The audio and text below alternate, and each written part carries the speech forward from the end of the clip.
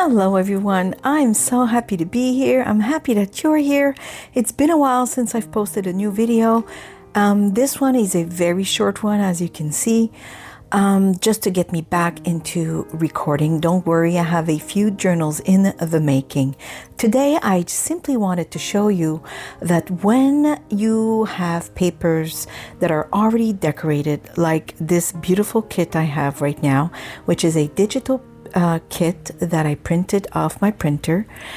Even if you have highly, how can I say, already decorated paper, let's say, because as you can see, this paper in the kit comes with already its own patterns and such, you can still decorate it and make it your own. And in this very short video, I want you to see that. So as you can see at the beginning of the video, I had this envelope. And of course, I just cut it and glued it together as the instructions, require from the digital paper kit I purchased. But then I started adding things, and right now I'm adding stamps because why not? A lot of us, I feel, fear to add anything more to this already beautiful paper. I mean, whether it's paper you purchased in a store or digital papers that you've downloaded, a lot of us did so because it was beautiful in the first place.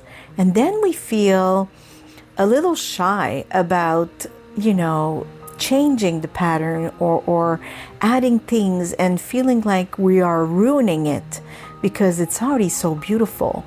But you know what? We're not. We're just adding to it. And you're allowed to use those digital prints or the paper you purchase and use it the way you see fit.